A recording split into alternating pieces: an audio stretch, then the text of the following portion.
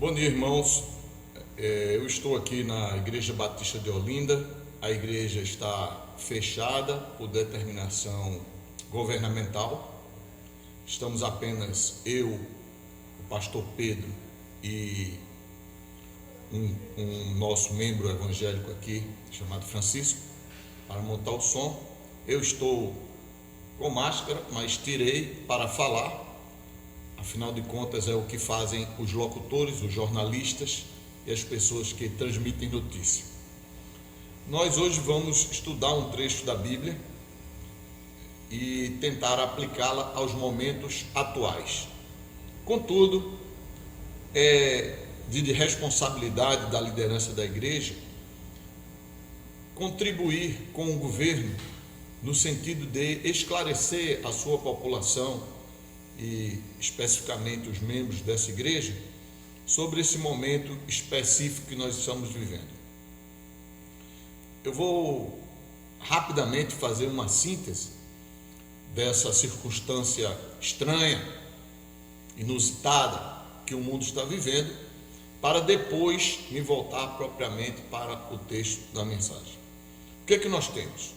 Nós temos uma epidemia transmitida através de um vírus, não é uma bactéria, é um vírus, que começou na China, por isso alguns chamam de vírus chinês.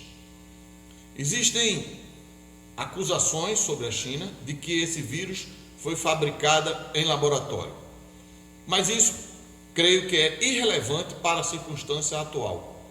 O que interessa no momento é que a epidemia se alastrou e tem havido muitos equívocos, tanto no combate quanto na divulgação das medidas de proteção que devem ser atendidas. A primeira divulgação equivocada foi da própria OMS, que desde dezembro, sabendo da epidemia na China, inclusive tendo visitado a China, ela não se manifestou.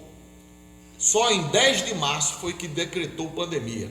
Então, mais de 30 dias, 40 dias depois, causa uma grande diferença, porque o vírus se expande a taxas exponenciais, progressão geométrica. Portanto, houve um erro grave da OMS e, por esse motivo, os Estados Unidos retiraram 800 bilhões de ajuda para a OMS, devido à sua inocuidade no princípio da epidemia. Mas a epidemia chegou no Brasil um pouco atrasada do que chegou na Europa, na Itália principalmente. E muita gente tem morrido nesses países.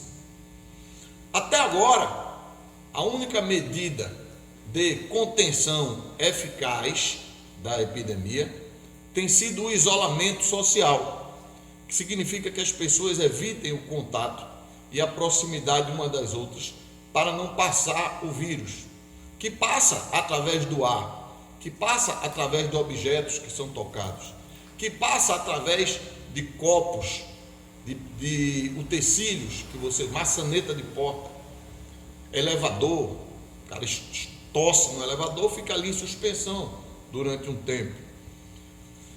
Então, o isolamento social é uma medida eficaz de adiamento da epidemia. Veja, você ficar em casa é necessário, é preciso para adiar o contágio. Você ficar em casa não vai evitar, não vai lhe dar imunidade.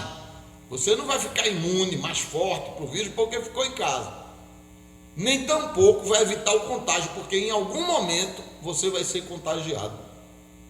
E isso é necessário para que a população fique imune, ela tem que passar pelo contágio. A função do isolamento social é dar tempo ao sistema de saúde para atender todos, ou o maior número possível de pessoas ao longo do tempo. Essa é a função.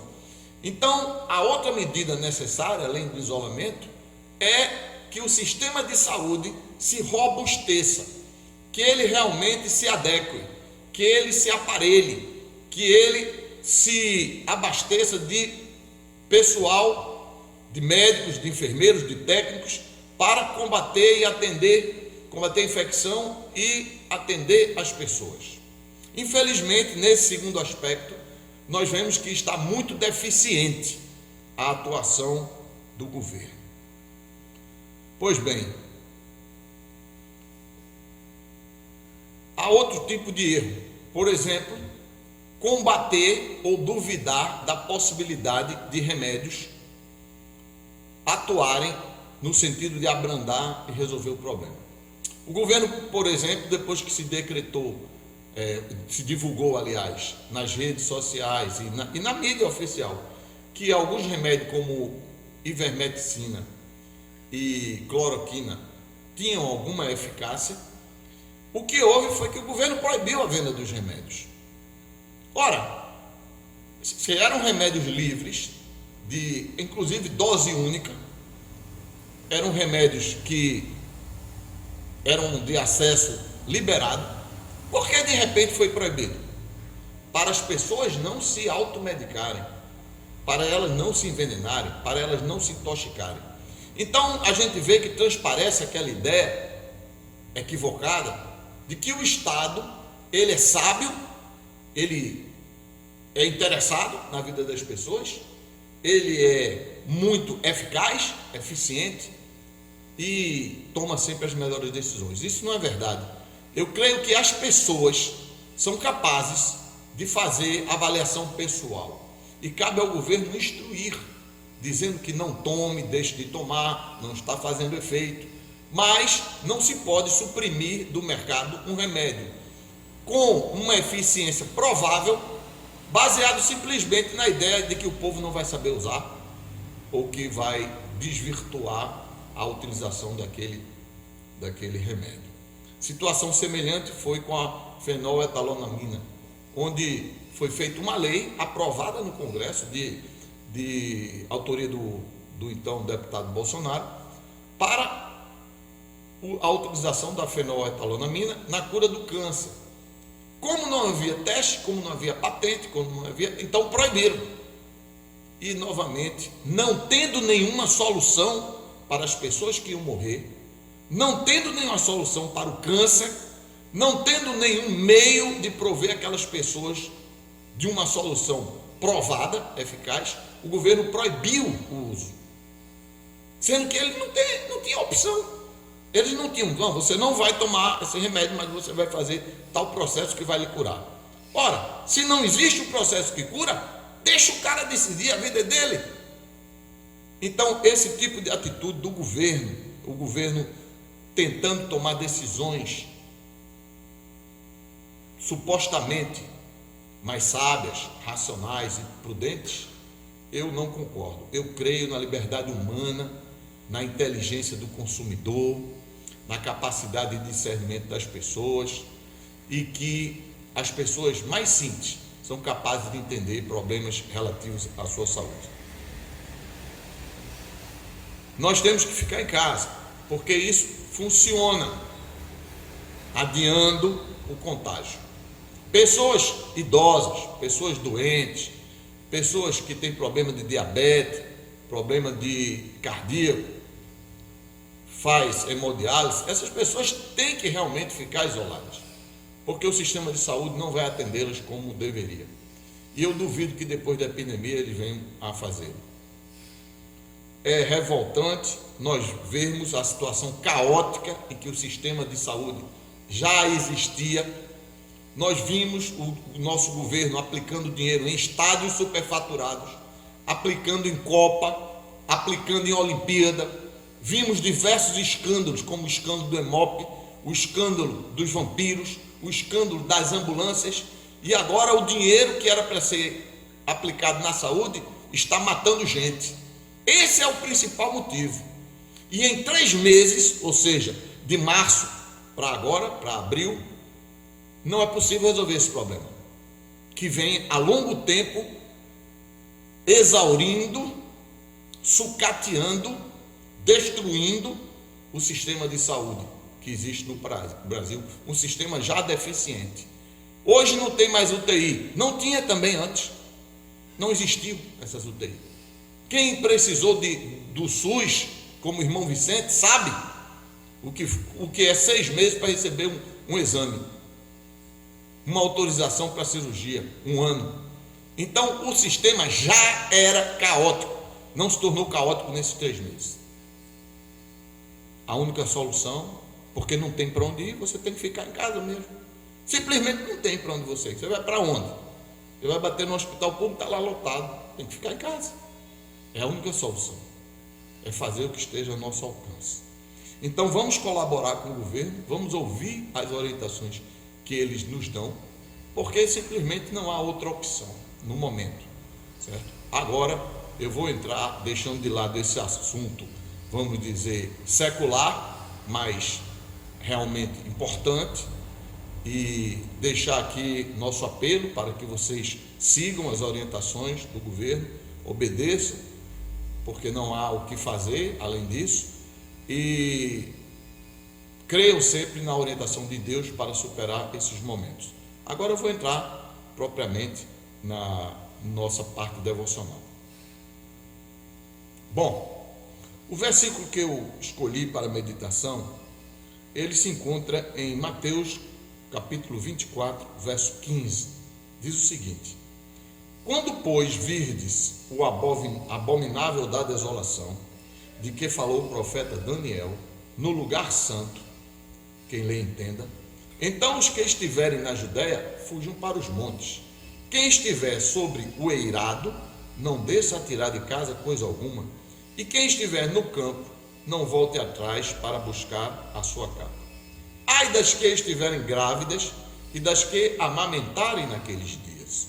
Orai para que a vossa fuga não se dê no inverno, nem no sábado, porque nesse tempo haverá grande tribulação, como desde o princípio do mundo até agora não tem havido, nem haverá jamais. Não tivessem aqueles dias sido abreviados, ninguém seria salvo, mas por causa dos escolhidos, tais dias serão abreviados. Então, se alguém vos disser, eis aqui o Cristo, ou ei-lo ali, não acrediteis, porque surgirão falsos cristos, falsos profetas, operando grandes sinais e prodígios para enganar, se possível, os próprios eleitos. Vede que vos tenho predito. Portanto, se vos disserem, eis que ele está no deserto, não saiais.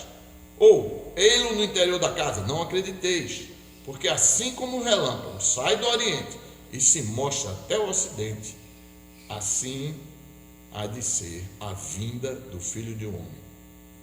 Onde estiver o cadáver, aí se ajuntarão os abutres. É interessante notar que Jesus Cristo está falando de um momento de grande sofrimento para o mundo. E anteriormente, nos versículos 5, ele já como que repete isso, tinha repetido. Ele diz que virão muitos em meu nome, dizendo eu sou o Cristo, e enganarão a muitos. Vocês vão ouvir falar de guerras e rumores de guerra. Isso é o versículo 5 do capítulo 24. Guerras e rumores de guerra, não vos assusteis, porque é necessário assim acontecer, mas ainda não é o fim. Se levantará nação contra nação, reino contra reino, fomes e terremotos em vários lugares, porém tudo isto é o princípio das dores. Então sereis atribulados e vos matarão, sereis odiados de todas as nações por causa do meu nome. Nesse tempo, muitos hão de se escandalizar, trair e odiar uns aos outros. Levantar-se-ão muitos falsos profetas e enganarão a muitos. E por se multiplicar a iniquidade, o amor se esfriará de quase todos. Aquele, porém, que perseverar até o fim, este será salvo. E será pregado esse evangelho do reino por todo o mundo para testemunho a todas as nações. Então Jesus Cristo, ele está falando aqui de um momento de grande sofrimento para o mundo todo. E também, especificamente, para os cristãos. Nós notamos que aqui fica previsto que nós seremos odiados. Nós seríamos odiados. Nós seríamos perseguidos. Nós seríamos traídos. E muitos dentro de nós abandonariam a fé por conta do amor esfriar. Porém, uma coisa interessante é quando ele diz que nós viríamos o abominável da desolação, o anticristo, sentado no lugar santo, quer dizer, no templo de Deus, assumindo a posição de Deus, uma pessoa deificada, se colocando como Deus, e que nós chegaríamos a ver isso, e que eles fariam milagres e prodígios ao ponto de enganar as pessoas.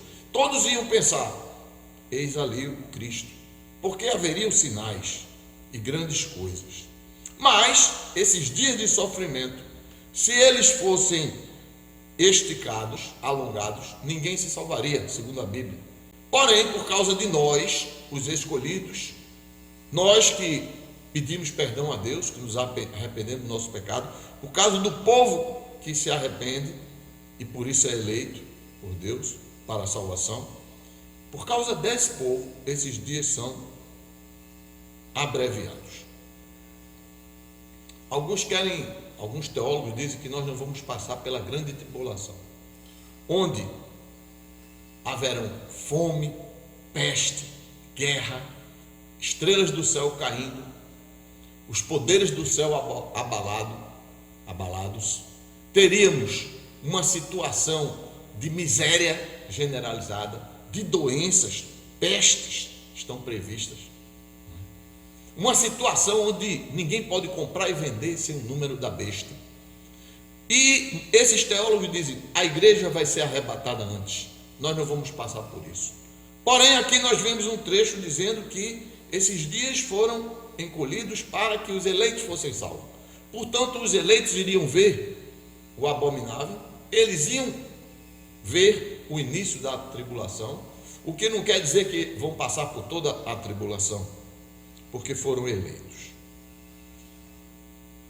Nós estamos vivendo um momento que muitos estão apontando como início da tribulação. Alguns dizem que o anticristo já está vivo e ele só ainda não deu as caras. Eu não tenho nenhuma dúvida de que o tempo do fim se aproxima. Cada ano que passa, evidentemente, esse tempo do fim está se aproximando. Todos os fenômenos previstos na Bíblia já se cumpriram com a volta de Israel à sua terra, com a Primeira e a Segunda Guerra Mundial, com epidemias como do Ebola, da SARS, da gripe suína, HN1 e agora com essa epidemia do vírus, coronavírus, fora a gripe espanhola que matou milhões de pessoas no mundo todo, inclusive um presidente brasileiro. Todos os sinais que a Bíblia previu estão se cumprindo, inclusive a pregação do Evangelho em todo o mundo. Em todo lugar do mundo que você ligar um rádio, em todo lugar do mundo que você ligar uma televisão, o Evangelho está chegando. Então, ninguém pode dizer que o Evangelho não foi globalizado. Ele foi globalizado. Os instrumentos de controle estão prontos. Bom, pode ser que demorem a ser colocados em funcionamento, mas todos os instrumentos de controle necessários à vida humana e controle da igreja estão aí já bem dispostos. Cartão de crédito, você entra numa loja, não precisa comprar nada não. Tem um sistema de comunicação via rádio que identifica que seu cartão entrou naquela loja. Se você sai com o celular daqui para Gravatá, quando chega em Gravatá, o telefone avisa: Marcílio, bem-vindo a Gravatá, temperatura é tal, não vai chover. Eu não pedi ao cartão essa informação, eu não dei a ele, ao celular, o direito de saber, mas nós somos monitorados. Na China, eles fazem reconhecimento facial na rua e estão identificando quem são as pessoas. Se o cara tem crime, já é preso. Na rua, a câmera sai identificando, aparece um quadradinho dizendo o nome, a idade, tudo, o dado, inclusive se tem vírus ou não, para ser recolhido. Então, os instrumentos de controle sobre a igreja, sobre a sociedade, estão aumentando muito, e o Estado também está aumentando a amplitude dos seus direitos de interferir na vida do cidadão, na vida das famílias e na vida das igrejas. Eu nunca vou aceitar que o Estado diga como eu devo educar meus filhos. Nunca vou aceitar. Eu morro antes disso. Mas não vou aceitar que um governo diga o que eu devo ou não ensinar meu filho, principalmente em matéria de moral, de religião e de sexualidade. Mas é isso que está acontecendo no Brasil. É isso que está acontecendo no Brasil. Esse momento nosso de dificuldade e de tribulação ainda não está completo. No versículo 29 diz o seguinte: em seguida à tribulação daqueles dias, o sol escurecerá, a lua não dará a sua claridade, as estrelas cairão do firmamento e os poderes do céu serão abalados. Então aparecerá no céu o sinal do Filho do Homem. Todos os povos da terra se lamentarão e verão o Filho do Homem vindo sobre as nuvens com poder e muita glória. Esse Filho do Homem, nós sabemos, é a forma como Jesus Cristo se referia a ele mesmo, o Filho do Homem. Então é a segunda volta de Cristo. Nesse momento, não será tão importante você ser batista, presbiteriano, católico, da Assembleia de Deus, da Igreja Universal. Isso não vai fazer nenhuma diferença. O que vai fazer a diferença é se você é alguém que nasceu de novo, que se arrependeu dos seus pecados, que entregou a sua vida na mão de Jesus Cristo, que se voltou para a obediência ao Senhor, e se você é capaz de servi-lo até a morte.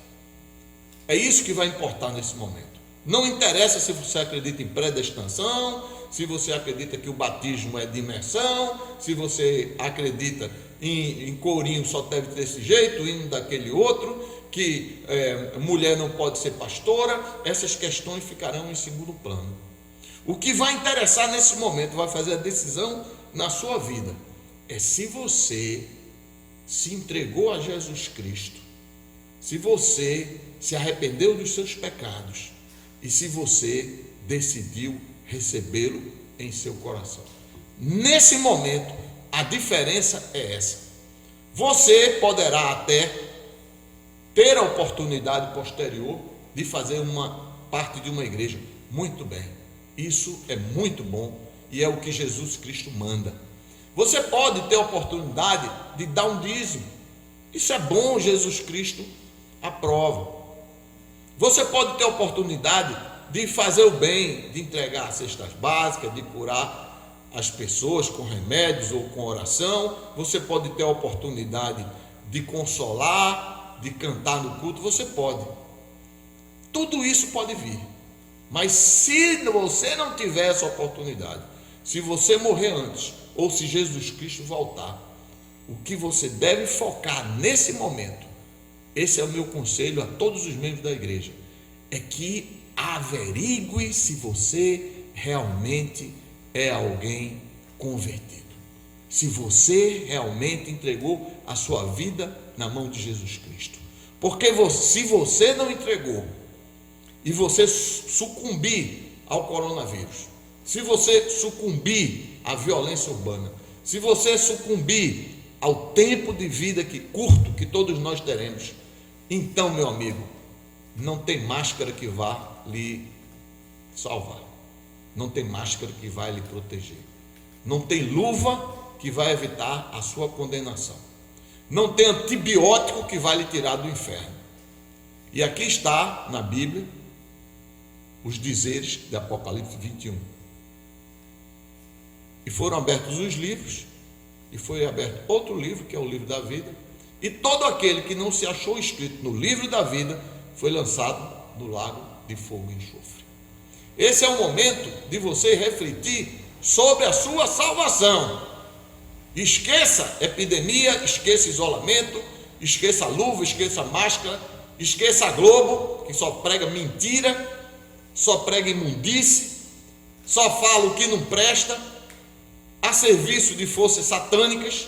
Esqueça a mídia, esqueça os políticos, esqueça Bolsonaro e Lula e olhe para você mesmo, porque se você não for alguém salvo no sangue de Cristo, você estará perdido e dificilmente poderá ajudar a sua família.